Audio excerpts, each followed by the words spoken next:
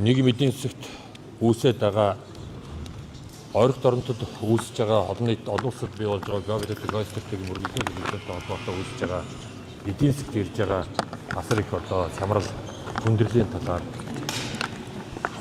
нөгөө талдаа парламентын төвшөнд төрийн үйл ажиллагаа гацж байгаа асуудлын талаар улсын хурлд Монгол Ардын намын бүлэг дээр яригдсан асуудлуудын талаар намын өдөрт зөвлөл олон шатны авч хэлцэж тодорхой шийдлүүдийг гаргадаг. Энэ хоёр Монгол Ардын Монгол Улсын ерөнхий сайд гомжийн замдагчдаар Монгол Улсын ерөнхий сайдаас өөрийн хүсэлтээр чөлөөлөлт хөрвөлөө намын өдөрт зөвлөсөн.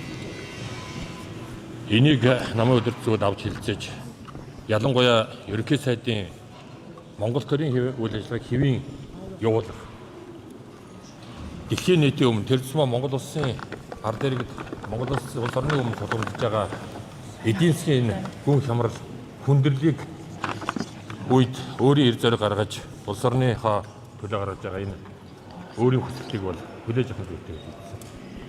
Тийм учраас улсын хурлд намын бүлэг холбогдох хууль тогтоомжийн дагуу өнөөдрийн асуудлуудыг шийдвэрлэх үүдрээс болж байна. Ингээд улсын хурлын төрийн байгуулалтын банкаараа улсын хурлын нэгдсэн чуулга өнөөдөр хурлаж асуудлыг хэлцэх байхаа гэж бодож байгаа. Улсын хурлд Монгол Ардын намын бүлэг одоо зардагдаад байна. Одоо бүлэгдээд өдөр зөвлөлийн шийдвэрийг, улс төрийн шийдвэрийг танилцуулна. Ер нь бол Монгол улсад төдийгүй дэлхийн олон оронд орогт орнотод болж байгаа бол энэ бүс нутгад болж байгаа геополитик стратегтэй холбоотой нефтийн үнийн болон эрчим хүчний хямралууд энийг дагсан үн ханш маш одоо хүндрэлүүд бий болж энэ үед бол Монгол Улсын ерөнхий сайд хэлсэн би эх орон ард түмнийхээ эрхшийн төлөө энэ гацж байгаа янз бүрийн улс төрийн явуулга хийж байгаа хууль бус шаардлагатай байж байгаа энэ хүмүүсийг асуудал гэхээсээ илүү энэ улс орны өмнө тулгамдж байгаа нэг толгойлж байгаа ерөнхий сайдын хувьд энэ шийдэл гаргах нь зүйтэй гэж үзэж байгаагаа илэрхийлсэн. Тэрийг улсын хурлд намын бүлэгт одоо танилцуулж шийдвэр гаргуулна. Намын дараагийн улсын хурлын дараа. За эхлээд энэ чинь Монгол улс хууль дүрмтэй. Ер нь бол аливаа юмд хууль дүрмийн хүрээнд явж явах хэрэгтэй аливаа асуудал.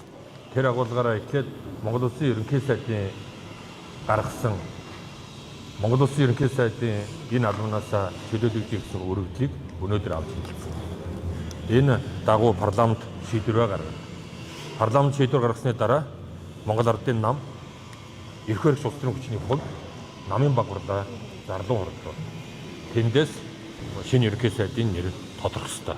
Тэгэхдээ эхлээд өмнөх ерөнхий сайдын өргөдлийг авч хэлсэн. Энийг шийдвэр гаргасны дараа парламентуудын шийдвэрийн шатараатай цаг хугацаатай энэ дараалал явна гэж. Улсын хурлын даргын асуудал сая зөвхөн өргөдөл хэлсэн үү? Энд одоо хараа хүмүүсээ улсын хурлын даргын асуудал дараагийн ерөнхий сайдын асуудал хэлчихгүй шүү дээ. Чи эхлээд энэ ерөнхий сайдын үйл ажиллагаа явуулаад энэ улс төрийн хууль бус шаардлага тавьж улс төрийн богино зайн тоглолт хийж улс төрийн хонжоо олгож байгаа энэ хүмүүс улс орны нийтлэг эрх ашигын төлөө энэ хүндрэл бэрхшээлүүдийг даван туулахын тулд өөрийн эрх зориг гаргаж өргөлөөх гэж байна шүү дээ. Энэ асуудлыг эхлээд хэлсэн. За энэний дараа шийдвэр парламентын шийдвэр гарсны дараа нам шийдвэр гаргаад тэгээ парламент дараагийн шийдвэр гаргаад явна шүү дээ. Өдөр тутмын зарчмууд өөрөөсөө шаардлагагүй гэсэн юм мэдээж байсан. Тэгээ яагаад өнөөдөр өргөдлөө хөр болов вэ? Өчтөр мэдээлэл гаргахдаа албан тушаалаас зуралдахгүй гэдэг хэлсэн байна. Тий. За. Энэ зүйлээс ямар нэгэн тийм